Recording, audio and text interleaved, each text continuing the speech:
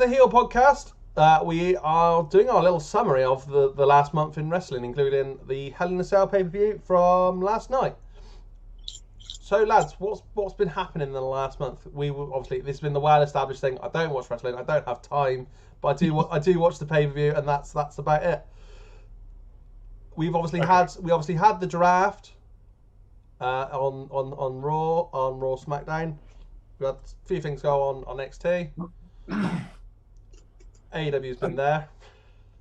I think the draft's probably the biggest thing that's happened in the last month, to be fair.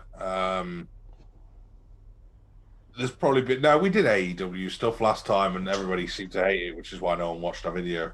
So we'll just avoid that because that was crap anyway. One thing about AEW, the best bit of AEW I've ever seen. Oh, yeah. Dinner Debonair. Was what? It was the Dinner Debonair. The steak dinner. I loved it. The best bit of wrestling I've seen in ages. Pete's been raving about it for about two days solid now. Seriously, it was very hammy. But it was like the Otis court scene, but stepped up a level.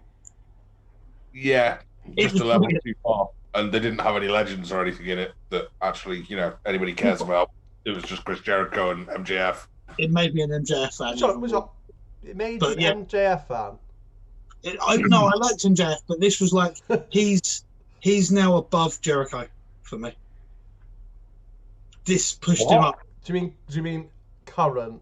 Because not of all time, because otherwise you're a cracker. Yeah, no, but he's just. It was. I don't know what it is about MJF. He's now like a massive MJF fan. I like MJF. I'm not gonna sit here and slate you for liking him. I do. Anyone that hasn't watched it, just watch that. Seriously. I think MJF's good, but to say he's better than Jericho is just insane. Jericho was amazing on the mic, and just remember like the heavy promos he was done with Kevin Owens and things like that. This stepped up a level when MJF was like, it was like a better version of those two for me. Okay. Yep. So this week on Pete's unpopular opinion, MJF is better than Chris Jericho. I actually like MJF as well. I think he's one of the better guys over there. I give them a lot of stick actually in AEW, and I probably shouldn't because they do put on good matches. It's just, I mean, the faults that they have are such severe faults, and that's what I can't look past at the moment. I mean, this week, for example, on AEW, and I know you guys won't have watched it because why would you? In fact, it was on the same episode as the dinner thing. So Pete might have done. You might have seen it, but the big tag team match that they had, the 4-way match or 8-man tag match or whatever it was, one of the guys from the Dark Order, not John Silver, the other one, I can't think what his name is. He got knocked out by the guy from Private Party. He did a top rope leg drop on his head and knocked him out, like legitimately knocked him out in the ring. And instead of a ref coming in and checking on him or anything like that, I think it was Butcher who dragged him over to the side of the ring while he was unconscious, tagged himself in, got in the ring, and just left the guy still lying in the ring unconscious while they wrestled around him for a good 3-4 minutes before a referee realised and rolled him out and pulled him to the side to make sure he's okay. And even then, like, the cameras didn't even show him again after that. They were just like, nah, we'll just pretend that didn't happen. Disgusting. Like, this is the second time, because obviously the last podcast we did, we mentioned the stuff with Matt Hardy and what they did with that. So this is the second time in 2 months that something that bad has happened, and it's, for me, that's too far. It's just, I'm done. I'll still watch. They've let themselves down big time in the last few weeks with head injuries, haven't they? Yeah. So we'll go. I think that's fairly AEW ripped apart. Raw, SmackDown, NXT, draft. Anything that's really, really excited you with the draft, lads? Because obviously the draft, we were saying this on the stream last night. We were saying this person's been drafted to this one. This one's been drafted to this. But yeah, but like WWE just make the rules, so they can just go right. Okay, no, they're going over there. Like in 3 weeks' time. I think the big thing with the draft is, for me anyway, they've moved the Mysterios and Steph over to SmackDown, and the Fiend over to Raw. The thing is, as well, like Raw's a 3-hour show, SmackDown's a 2-hour show. So the guys on Raw will have more time than the guys on SmackDown. And stories like the one with Seth and Ray need less time. Right now, yeah, because it's been done to death. Just to be on a show with less time is perfect. Yeah, it's been dead and buried for a while. The Fiend is probably one of their best things they've got, so put it on a show with more time. I'm all for it. Yeah, and everything else as well. Like it's. So I think there's been some smart moves within the draft. I think the one thing that's really got me, and it's not even for the draft, just got me in WWE at the minute, one of my favourite things, and I think it's been a long, long time, is Alexa Bliss and the Fiend. That whole storyline is just absolutely amazing for me at the minute. See, because obviously with what I've been watching, they're the only two that have really like gripped me. So it's that storyline and the Samoan storyline. They're the two that are really sort of the top of the game for me at the minute. Because I still remember, what was that? Extreme Rules was that they used Bliss in the Strowman Fiend match. That's when they first teased it, didn't they? Oh, that was so good. That was so good. So yeah, I hope they can just keep it up and keep running with it and just keep. They're giving her more and more the Fiend character more and more each time. That probably was intended as a one-off as well, and they realised how good and how much people were like, "Wow," and they went, "Alexa, come here. We got a job for you. Would you like to do this?" Because obviously they've just dropped the whole Nikki Cross thing that they had running, like just completely gone. Have you seen the bit on Talking? Was it Talking Smack or something this week? Nikki Bliss was doing the after show talking show. I'd assume it'd be Raw Talk. Then you mean Raw Talk? She was on Raw Talk, and she was on that, and she was doing a thing, and she was like, "Look, if Alexa's watching, I want to say one thing to you. Let me in." And then that was all she said to her. So maybe they're not, because they was heavily talking about Alexa Bliss on Raw Talk. So yeah, it could still be going on somewhere, which will be quite cool as well. Yeah, completely agree. To be fair. Yeah, there's no point wasting Nikki Cross. She's a good talent. Like, be interested to see what they do. So obviously I've caught the bits, the storylines, the rough things. I've literally caught nothing of NXT. Nothing. So I mean, we've obviously got the last NXT pay-per-view. Yeah, and we've got Halloween Havoc in 2 days' time. We had Pat McAfee come back. Yes, I remember you telling me about that. Yeah, which was really good. Ridge Holland got injured quite badly. Mm. That was not pleasant. Because he went on a tear, like he was battering the Undisputed Era, and he came out and battered Oney Lorcan and Danny Burch, ironically. And it was heavily speculated that Ridge Holland was going to be the guy that was behind. Sorry, Pat McAfee was the guy behind Ridge Holland that beat up Adam Cole at the pay-per-view that we watched. Yeah. But obviously then, this week on NXT, I think it was this week, it might have been last week now, everything's kind of blurred together now for me. I'm completely out. But this week, it was supposed to be the Undisputed Era versus Breezango for the titles. Then one of them got taken out backstage. I think it was Bobby Fish. Yeah. Then Roddy Strong got taken out backstage because he was supposed to be taking his place. And then eventually Kyle O'Reilly was backstage and they were like, "Oh, what are you going to do?" And they were like, I think it was Oney Lorcan and Danny Burch were like, "Pick one of us, we'll team with you and go for the titles." And he was like, "No, I'm going to the hospital to check on my friends," and left. And Regal was like, "Well, you guys are going to fight." So, yeah, that ended up. And then obviously the titles changed hands. Lorcan and Burch won the belts. Which sucks a little bit. 1-2 punch now, I think. They called him what, sorry? 1-2 punch. Okay. That's about it. I don't really know why. And then Pat McAfee came out afterwards and revealed himself as the person that had taken out the other members of Undisputed Era backstage, but also revealed himself as teamed with Birch and Lorcan. Could be good. Could be good. Kind of cool. Yeah. And yeah, that certainly could build up something nice, to be fair, there, because we were all pretty blown away with Pat, weren't we? Yeah, he was impressive. It was a lot better than what any of us were expecting. Even you, because you obviously were there going, he's an athlete, but not that level. Not that level. He definitely did a lot better than even I was expecting. I'm sure we may come across other storylines that we've obviously not discussed. There's a few more things as we go, but shall we just crack on with the pay-per-view from last night? Yeah. So we had Truth versus Gulak, obviously pre-show, bit of fun for the 24/7 championship.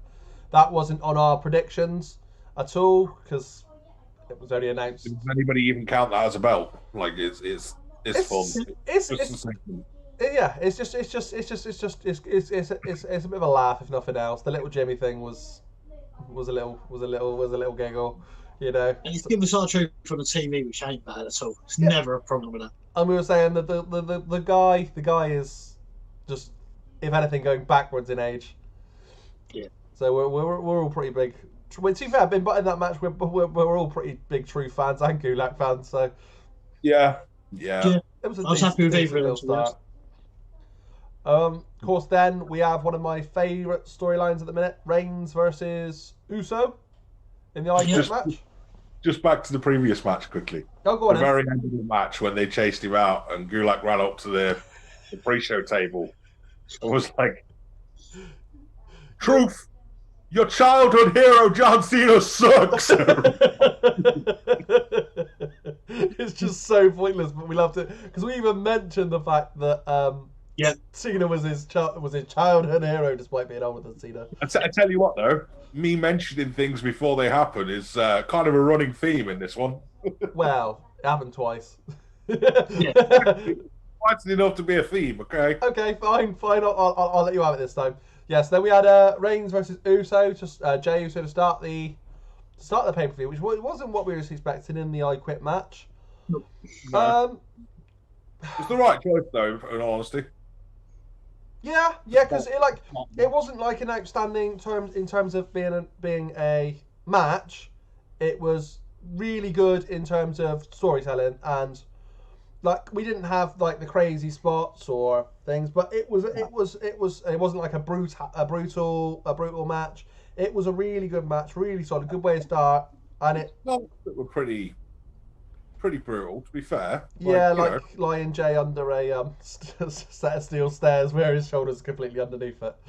And I say we make sure this referee never ever works in WWE again. Oh, that ref was horrible.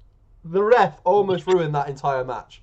And the potential tease of them doing a no contest / DQ and a no DQ. Remember the whole thing with Tim White and his things that he used to do that I don't really want to talk about on YouTube, but do you remember the segments that Tim White did for a while? Yeah. Right. So that all started because Tim White was injured in a Hell in a Cell match by being thrown out of the ring. So, just saying. To be fair, that ref deserved being thrown out last night. Yeah. I think I probably cheered for the ref being thrown out more than I did when Heyman turned up with Reigns. But that was a hell of a bump. Like he took that really well. Bump. Great bump. Well done, ref. Although never come back again, or just stay silent. I mean, a ref bump normally where they just fall over, they're out for about 3 hours. So that bump there was a pretty big bump. So he's got to be out for like months. Yeah, that'd be nice. I mean, he's in intensive care right now. He's actually in 3 bits. Yeah, his legs fell off. Yeah, so we obviously had that tease of it being a count out. Didn't happen, thankfully, but of course with the authority coming in and the security coming in, it obviously left the door open for Jimmy to come in. We saw then Jimmy get into a guillotine choke, and then Jay Salo quit, didn't he, by Roman? Yeah. Trying to save his brother. Yeah. We had a moment where Roman crying, saying he's sorry. It was kind of obvious that he was obviously gonna just carry on the beatdown, but it added a bit, and it added the emotion there, and it was good, and it was actually really well done throughout the entire match in terms of what we need going forwards. Yeah. So what, like in that match, you had the whole storyline being told. It wasn't a case of it being instant, done with this week. Right. Okay. This is where the stable's being formed. It's a case of actually we might not see any stables for a few months, but obviously they are teasing the fact that it's going to happen, and we'll end up with most likely it's got to be a heel Samoan bloodline thing, hasn't it? Oh yeah, I mean, well, Roman. I think it'd be a waste if then they bring back Roman to the face side. I don't know, it'd be a waste. Of course, we had. I think the only thing that really done me in this match, was when he was sitting there crying, and it was like he was trying to beat himself up. Does he? Don't he? I want to be a good guy. Look, we love Roman Hill. Just carry on with Roman Hill. Don't give them 2 minutes. Don't sit there and get emotional over it. Batter them, get them over. And the more Hill Roman is, the better for me. He's been amazing with it. And you're right, but I think that was all part of the storytelling device to team him with his cousins at some point. I think what they're probably going to do now is going forward. Obviously, they now have to do what the head of the table says, or they get kicked out of the family. That was the rule, wasn't it? Yeah. So I think what's going to happen now is we're going to have that awkward sort of tension between them where they have to do what Roman says, and then eventually they'll just completely embrace it, and then we'll have the full-on heel stable that we need. The whole cry and just see that softer side, and I was like, no, I don't want to see a softer side of Roman. Well, it's because it's hard. Because I still sort of want to see that he does care for his cousins. Because then when he brings them in, it makes more sense. And when they join him, it's like it makes them more of a stronger unit altogether. And it actually is more believable. They're gonna whoop your ass. Yeah. I want to see that emotional side to it because it means that he's human. Yeah. And he's doing it for human reasons, not just I'm a big wrestler and I can beat people up. What I'd like to see is when he was sitting there crying, one of the Usos jump up and try and batter him, try and do something, not just sit there crying. But it made sense. Yeah. For what it was, it made sense. Yeah. I kind of get what you're saying, but it needed to be told in the way it's being told, and it's working. And it's like I've said so many times with wrestling, it's you've got to let things play out. Yeah. You know, and this whole thing, they first heard Jay's getting the title shot, and it was like, but it's playing out into something. It's definitely works, yeah. Yeah. So, but again, if everyone was moaning that Jay's getting the title shot, well, who else are you going to put it on? Yeah, you're going to give it to somebody else that's just going to lose the match anyway to Roman, or somebody that we've already seen. So okay, let's have Strowman. Let's have for the Fiend. Well, they're not going to beat him, and we've had burying big talent rather than building someone up, and this is going to build Jay up to be much better than what he was. So yeah. I was about to say this is going to go to 2 or 3 massive storylines from. You've got 3 of 2 the Usos that won't really go in many places now. You're going to get them put in a main event picture now because of this. So yeah, I hope so. But then following the match we had Afa and Sika come out as well, so that was a nice little touch. Pete compared them both to. I think he was all going for both compared to Mae Young. I just saw Pete start smiling as soon as you said it, and I was just like, "Don't do it." Oh, it was still one of the funniest things that was said last night. As soon as I see him, I just pictured Mae Young and Moolah.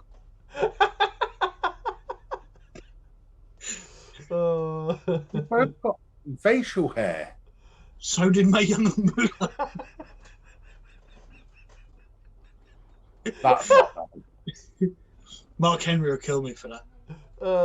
Sexual chocolate. So yeah, so that was obviously a nice touch. We had a bit of a so probably a good idea to mention our predictions and our punishments. You know, so that was our first one we had for our predictions. Okay, that's what he's going for. He's doing Lucha. I thought he was putting his finger up. I want to say something. But yeah, so we did our predictions, which will be at the end of the video in the description. And we obviously all went Roman on that one. That would have been ludicrous for us not to.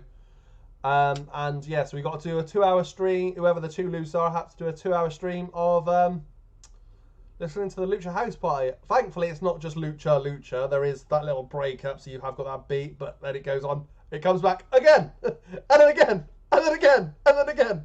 It's going to be hell. Then we had Elias versus Jeff Hardy.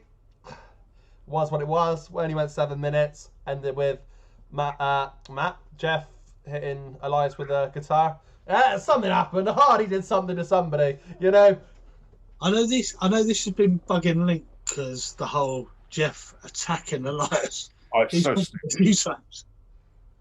It's so stupid. Yeah. So the whole story goes back to Sheamus, doesn't it? Attacking. Well, I mean, basically, Sheamus ran over Elias to frame Jeff for drink driving. Okay, so that's where it all paints back to. And it's not been proven it was Sheamus, but it was someone with red hair and a red beard. It's like, yeah, okay. While he was feuding with Sheamus, so it's pretty obvious. And then Elias has just come back, and the first thing he did was smash the guitar over Jeff, which is, is whatever. Who cares? It's just been me. I've been watching the wrestling. But then for the last, he just didn't see what's happened. But then for the next 3 weeks afterwards, Jeff has attacked Elias and gone, "It wasn't me that attacked you. You're doing it now." Like, it doesn't make sense. It's probably We've got face Jeff attacking heel Elias for 3 weeks in running. Where is the logic? Yeah, no, it's really daft. I'm not a fan. I'm not a fan of that story at all. But I suppose you get Elias on TV, and that's what they want to do. We say you got to wait for storylines. I don't think this will be a storyline. I think this will be something that dies out as quickly as it turned up. It's just one of those things. Let's get Elias back. How'd you get Elias back? Well, you get him back by the person that Elias thought injured him. So, yeah, do you know what? It's fine for now, as long as it doesn't last too long.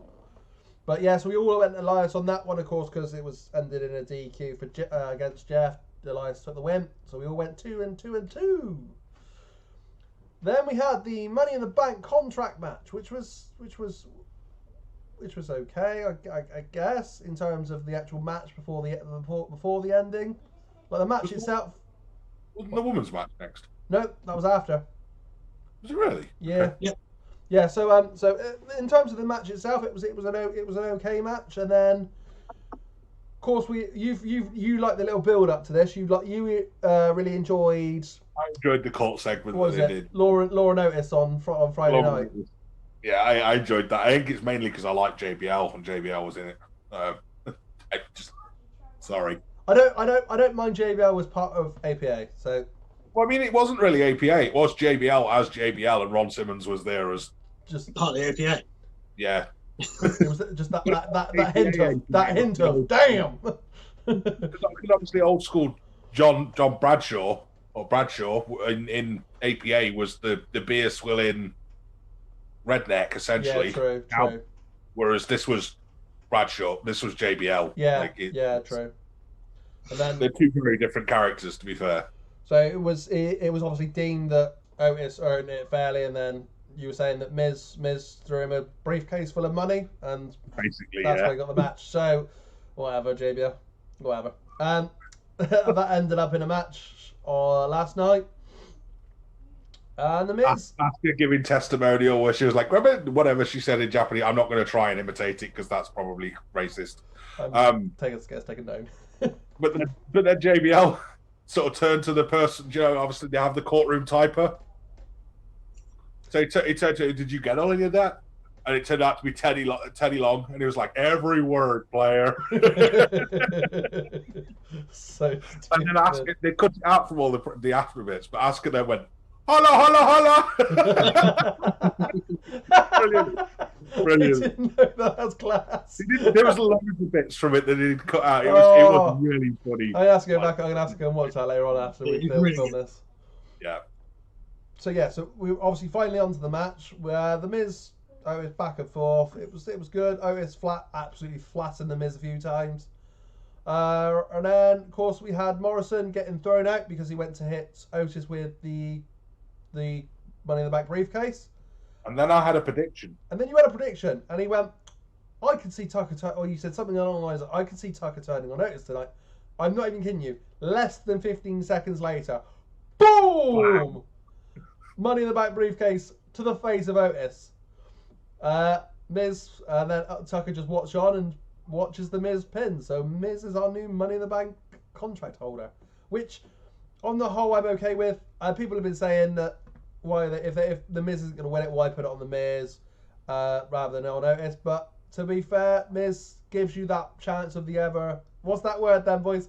Opportunist. That's the word, isn't it? That because he's a heel, that he might be able to snake the win, and that he may come in after we have one of these insane matches between the likes of Orton and Drew. It could have easily been that last night. Maybe. So my bold prediction, and I think I said it during the predictions as well, is that Miz wins and he holds it until after Mania. So we're going to get Orton hold it now till Mania, lose it to Edge at Mania, and then Miz will cash in either at Mania itself against Edge or after Mania against Edge. I wouldn't be surprised if we see it the Monday night after WrestleMania. I could easily see that being the because there's always a huge moment on the Monday after Mania, isn't there? And I could easily see it being that one. Yeah. So yeah. I really want. I don't want to see him and Morrison split. So I was thinking maybe the tags, but I really, really want to see Miz take the IC title. No. See, I could actually see a run of Miz being IC champion, getting back into the IC champion phase, elevate himself up that way, but with the Money in the Bank as well. So I'm going to hurt you both now because the IC title's on SmackDown and Miz is on Raw. So yeah, fair point. Okay, so we'll have that next year. It's fine. We'll do it next year. I do want to see Miz with the IC title again, just because it's his belt. I don't care what anybody says. It really is. Best. By far the go best. Back to the white strap. Then. Go back to what? Go back to any strap they want. It's his belt. Yeah. So on that one, only Pete went Otis, and then me and Link went The Miz. So that obviously pulled me and Link away by one. Because we had brains. Yeah. I can see them going either way, really, still. Like no, before. The next one I could have seen going either way, but maybe not this one. For the simple reason, like, Otis was never going to cash in. It didn't make sense. Ever. Like, look at who the champions are, or were. Whenever if it was either going to be, he was going to cash in for a tag team championship thing, and people would have moaned about it. And it would have been awful. Or he would have cashed in against somebody, got beaten, and it would have made a bit of a mockery of what was bound to be the pay-per-view that it was on. So it's the right thing by giving it to. Why are they put it on Otis in the first one? I don't know. Yeah, you're right. He was maybe a bit. He was doing well at the time around Money in the Bank, but he certainly wasn't Money in the Bank standard. If you consider the people that were in that match as well. I think they just repaired a mistake to start off with.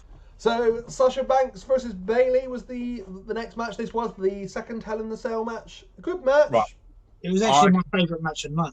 I should probably start this match with an apology. Okay. I mean, nobody watched on Twitch. I don't know. I don't care. I know. And I hated this match all the way through. I slated it all the way through. Because I hate Sasha Banks. Yeah. But the match was actually pretty good, and I let my own bias get on top of the match, which isn't what I normally do. I try and stay positive about things, and I ruined my own experience because of it. So I owe an apology for being a hypocrite about that, really. I slated Sasha in that match, but it was my favourite match of the night. It probably was. It probably was mine too, to be fair. There was some good moves. From what I'm aware, there wasn't like any major botches, which was it's mad that I'm saying that there's not any major botches, and then that's a good thing. That there shouldn't be any botches in the first place. but it's a Sasha Banks match, so they bound to happen. But I think that go on. so obviously we ended up with Sasha being our champion out of that match, finally beating Bayley's long-standing reign as SmackDown's Women's Champion. Over a year, and Sasha's going to hold it for less than a month. I don't reckon she will. You what? I reckon she's going to keep it for a while. You reckon that they're going to finally take away this 1 month month hoodoo? Yep, and I reckon it'll be a feud that's ongoing for a bit now. See, I can't see it taking away from Mania, but I can see it carrying on for a bit with Bayley. Do you imagine it lasting till Mania? I think it's going to have to last. But the thing is, if it's going to have to last Mania, it's going to have to switch titles. It's going to have to switch hands back again at some point. So realistically, you're only talking 2 months anyway. I was thinking you're going to have something happen soon. It'll be Bayley can't get a title shot back. Bayley doesn't get one. She gets one more shot back at it, and then that's it. And then maybe Bayley goes on to win the Women's Royal Rumble. Build up again for Mania. I'd like that. Link don't want that. I think the thing is, Sasha has good matches against Bayley. No. She to be fair, she does. What are you on about? She does. Sasha's best matches have been against Bayley. It's one of the two people that she can actually wrestle against. Yeah. And I wouldn't mind seeing a few matches of them two again. They always come up with that special. And how much of that's on her opponent, though? Yeah, but this is what we're saying, though. The fact is Bayley and the other one I'm including with Charlotte. Yeah. They're the only two that can seem to work with Sasha because they seem to be able to change things a bit quicker. And make it look good. So. Yeah. If they're going to make her a champion, give her good matches, and they're two people she can work against. Let her fight them. Yeah. Well, there is one good thing that you need to take from this link, that you should start being a Sasha fan, because you went Sasha. You did to win. Yeah. And we went Bayley, and obviously you took the lead. Yeah. In fact, you took the lead, and this actually clinched the win for you, which meant that me and Pete had to be doing the lucha punishment. So expect a stream on our what, mate? The lucha. Or in the words of Kalisto himself, lucha and lucha stuff. lucha stuff. Did you watch that promo? It's so bad. Kalisto, I expect nothing less. Honestly, really. You need to look up the Kalisto lucha promo, and he's just like lucha stuff. So mad. So yeah, we're gonna have this. Me and Peter are gonna have to have a think about what stream we're gonna do, what we're gonna stream whilst listening to Lucha Houseway, because that's gonna be interesting. At least there's two of us. That's it. At least there is two of us, mate. We then had the Bobby Lashley slapjack match, which was stated in the pre-show that we were having that, and slapped together. Yeah, it was slapped together 2 minutes before the match started. And I thought maybe there could be an upset here, and then they said it was for the title. Yeah, but as soon as we found out it was for the title, it's like, well, this is literally the most pointless thing in the world, because there was no chance Bobby was going to lose that to Slapjack.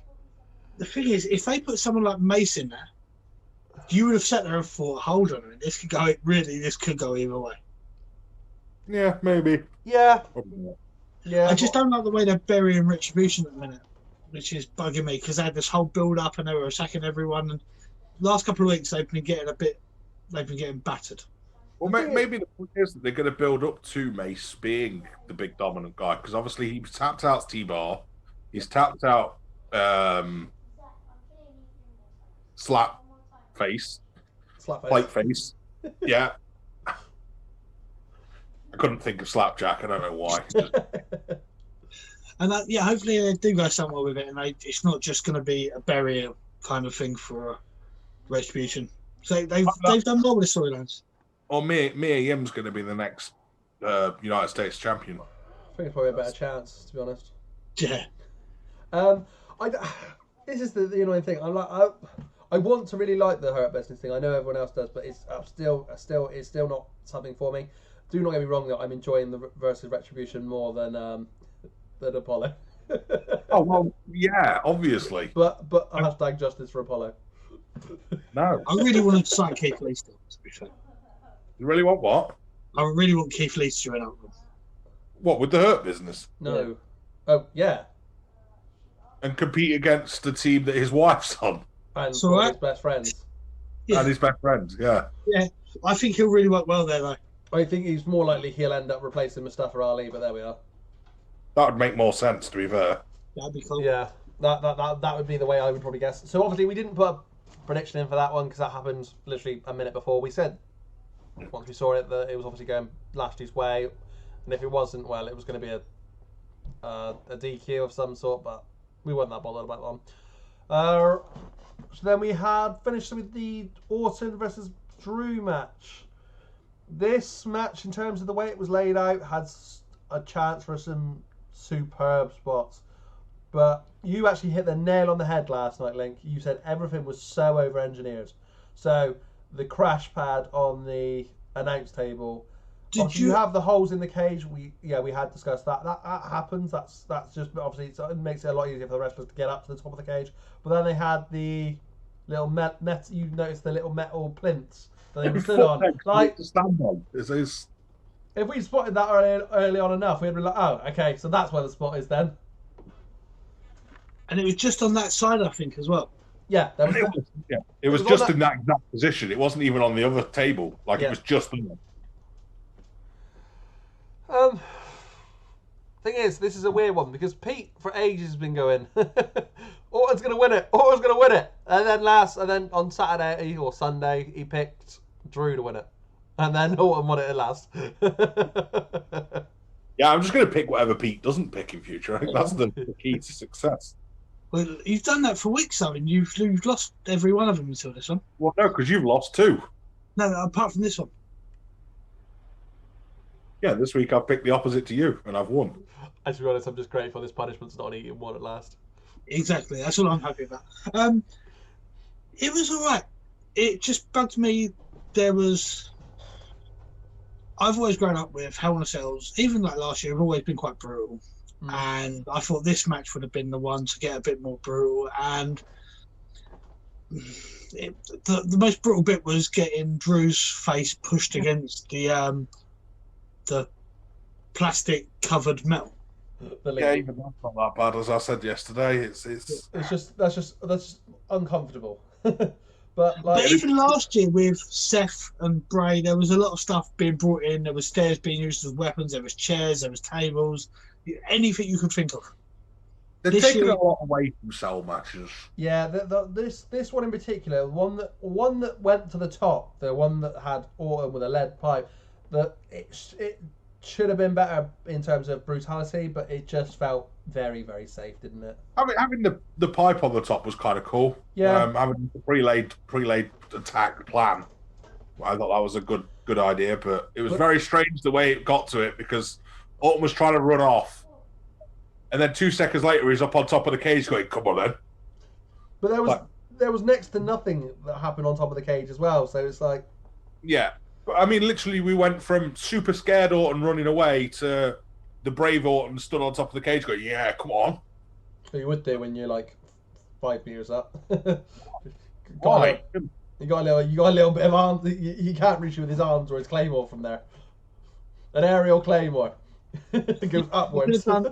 They could have been knocked out of nowhere from something really spectacular, and the only one we really got was in the ring just to finish it, a normal RKO. And really, I just feel they could have done a hell of a lot more with those two wrestlers. They could have. Equally, I understand why they didn't. They want to keep them both safe, which makes complete sense. They're both big stars. They're worth a lot of money to the business. You know, you don't want to put them in spots where they're throwing barbed wire at each other and stuff. But, you know, as much as we'd like to see it, because we're barbarians, it makes sense from a business point of view that they don't want to do that. Yeah. That's it. Give them a pillow fight next time. Thing is, you sort of joke, but that is it was so obviously done so safe. And I don't mind it being, obviously I want it to be safe. I don't want them to really injure themselves and be out. Yeah. I want to see something that looks like it actually hurts. Even the Drew thing, Drew's basically jumped from the height of his head. Yeah.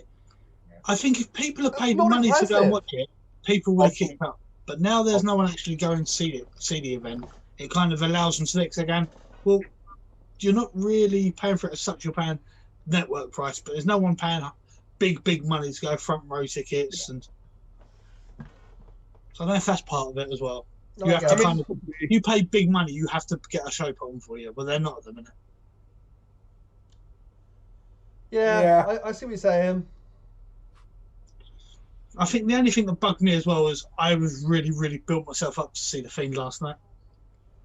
Yeah, that was something I mentioned. It was a bit weird that we obviously had Hell in a Cell, and he's been been around, and there was no sight of him. It was okay. I think I would have popped a bit if I did see him, because it was always going to be entertaining. I kind of just a bit of a letdown that I didn't. And I think even having him on the advert, he's actually on the trailer for it. The laugh at the end of these. Yeah, I mean, I didn't expect to, I'm not gonna lie, so I wasn't that disappointed. I think the Drew Orton match, I think we're being a little bit harsh on it. It wasn't a bad match. It was a good match. You know, it was just take the sell out of it and just judge it on a match. It wasn't a bad match at all. No. Well, it was the best of the three that they've had recently. That on the pay-per-views. Let's be honest. We said last night as well. It's the only one that's actually had a clean ending. Yeah. Because the first one ended in a weird backslide. The second one ended because of all the legends getting involved. And this was the only one that's actually had a clean ending. Yeah, nobody got involved. I think if I could have done one change for the whole night, I would have put the women's fight on last. That was the best match for me, and I would have finished a bit. Yeah, that wasn't too bad. Yeah. To be fair, it was probably I don't know. The thing is, I think that was the one thing in all three that the ending was a bit slow on all three of the Hell's Inner Cells. That's the only judgment I have based on them, that it was like, okay, right, that's the end of the match, and then we finish. Like, it's not a case of it just being like, whoa, what happened?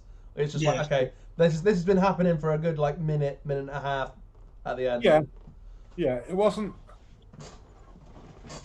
a bad pay-per-view at all as a whole. It ended on a bit of a sour note, but at the same time, you've got to think of it that way as well. It was a heel that won. It's not supposed to be a happy moment. Yeah. So they used that piece of storytelling of it being quite a drawn out and almost tedious moment to make you feel a certain way about it, which is a sensible thing to do to make a heel a heel. You know, it was smart. I think the one good thing, and I was having a good think this morning. The one good thing they've done, they've changed a few titles. They've changed a couple of titles, and I think they can actually branch out some decent storylines after last night.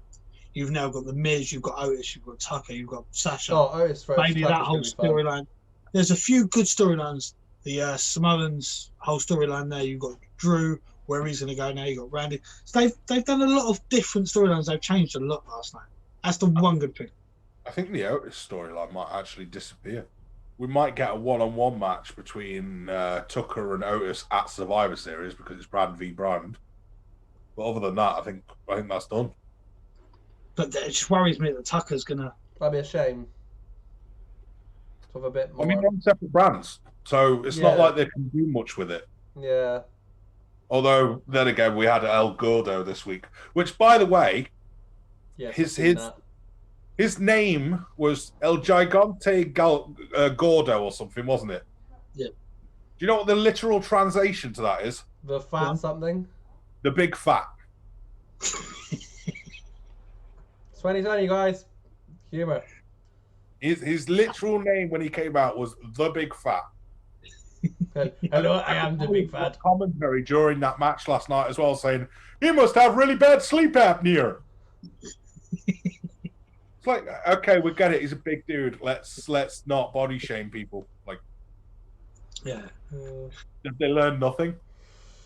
Clearly not. But on the whole, where are we rating this one then, boys? We've been doing it sort of by letters. Low B's again. Mid B. I'd say low for me. Low B. Low B for me. It's just the way they took all that. This would have been didn't have to be a Hell in a Cell pay-per-view. They could have done all these matches out of the Hell in a Cell for me.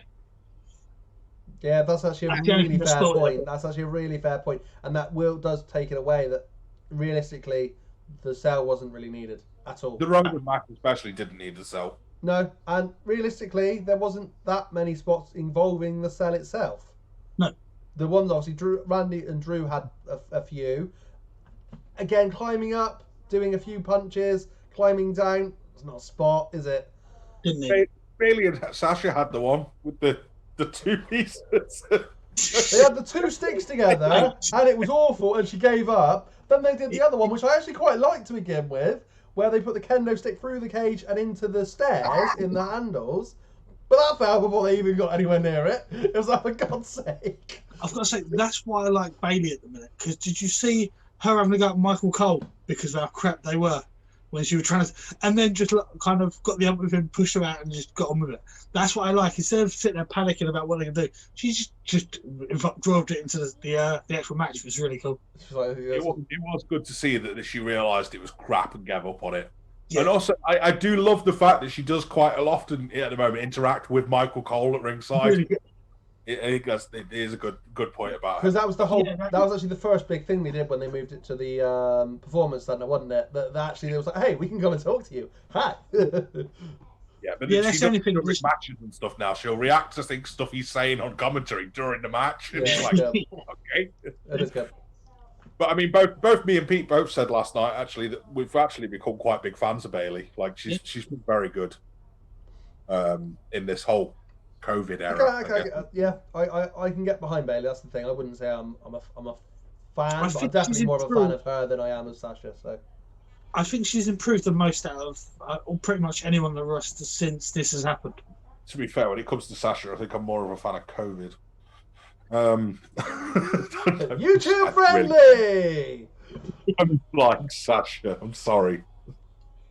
Really? And I think on that note of COVID, thank you very, very much for joining us, guys. This has been a good podcast. Maybe a little bit shorter than our regular, but it is what it is. I'll give it a B, by the way.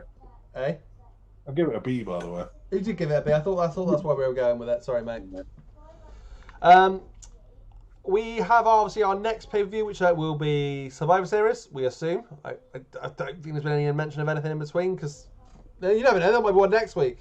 I mean, there's the AEW Full Gear or whatever on the 7th, but we'll cover that, I'm sure, at some point. Yeah.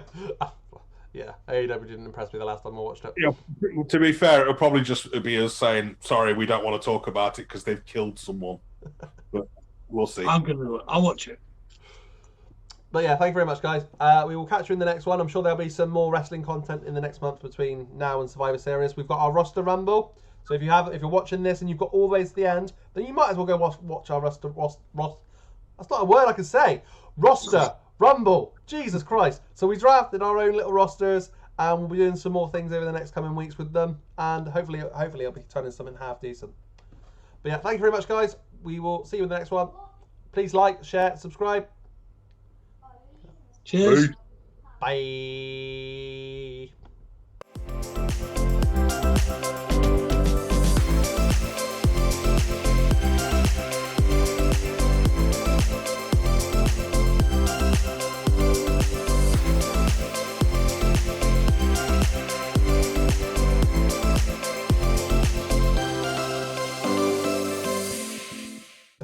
As soon as I see him, I just pictured Mae Young and Moolah.